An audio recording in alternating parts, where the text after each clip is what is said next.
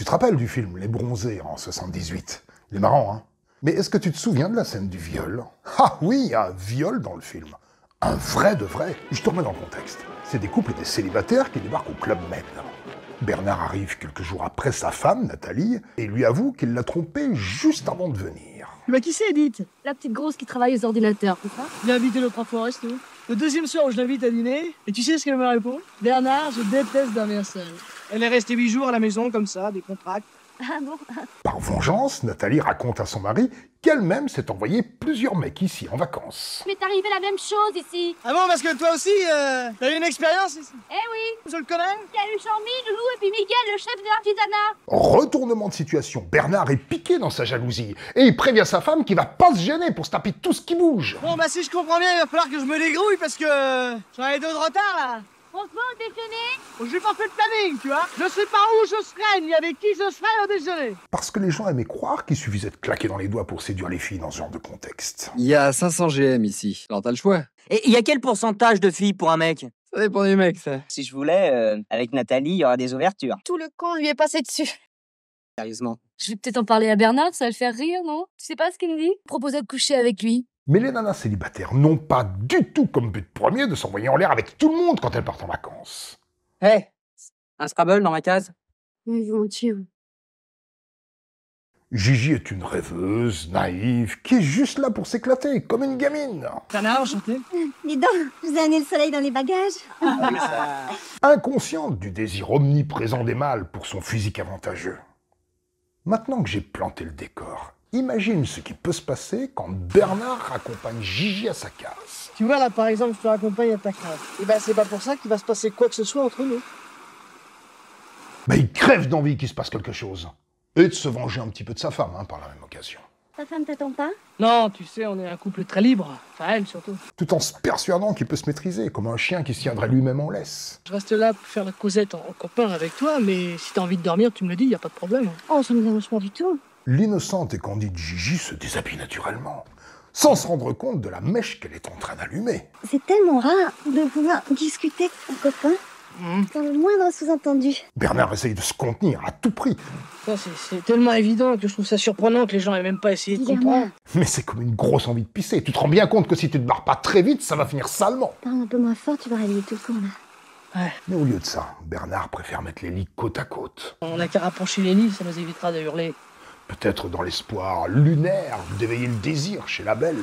Oh, Gigi ne perçoit aucun danger, puisque le langage verbal, corporel et vestimentaire de Bernard semble montrer qu'il est bien juste là en copain, inoffensif. je sens que je vais m'endormir près de toi, sans le moindre sous-entendu, en copain. Elle raconte d'ailleurs une petite anecdote de son enfance qui confirme bien son absence totale de désir sexuel. Ça me rappelle quand j'étais petite. À la colo, on ne devait pas faire de bruit le soir. Alors on faisait exprès de se raconter des histoires drôles sous les draps. On attrapait de se fourrer, c'était extra. C'est extra. Oublie que t'as aucune chance, vas-y fonce. On sait jamais, sur un malentendu ça peut marcher. Et là, il éteint la lumière et... Bernard, qu'est-ce qui te prend là? Je croyais qu'on était juste là en copain. Ne t'inquiète pas, Gigi, c'est uniquement sexuel. Le lendemain, Gigi rencontre Nathalie qui lui demande si elle n'a pas vu son mari. T'as pas vu Bernard? Je cherche partout. Non, on se voit plus, je préfère. Pourquoi?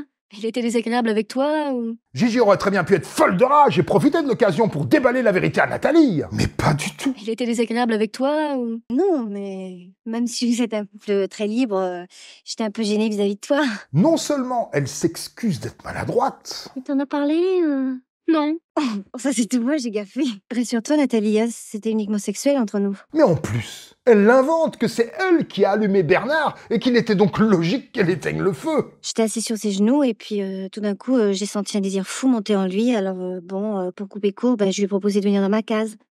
C'est intéressant d'analyser cette comédie sous un autre angle, non?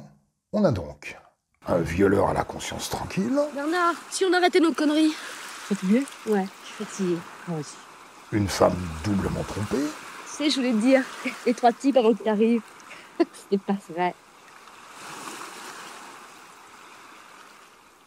Ça fait chier, merde, tout le temps se les fait. Salope. et une victime qui passe pour une salope. J'ai un certain talent pour faire parler les hommes. Ça, j'imagine, oui. Tu m'en veux pas? Non, tu sais, j'ai l'habitude. J'ai déjà eu une aventure avec une conne à Paris, alors...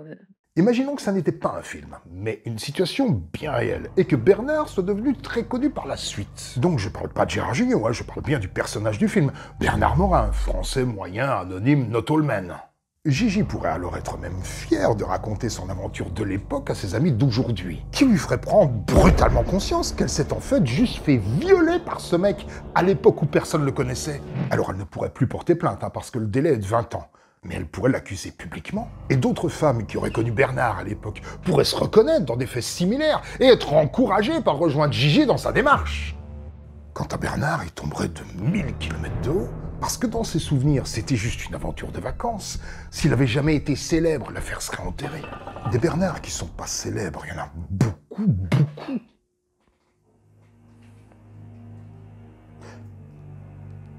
Si ça se trouve, j'en suis un. Et je fais un déni sans m'en rendre compte. Parce que j'ai quand même couché avec beaucoup de filles, je me souviens pas de tout. J'ai une question pour toi. Il n'y a pas de bonne ou de mauvaise réponse, c'est pas un examen juridique. D'après ta morale, ta logique, tes valeurs, quel est le pourcentage de responsabilité de Bernard et de Gigi dans cette affaire? Je te mets le lien vers le sondage en commentaire. Adieu monsieur, tout est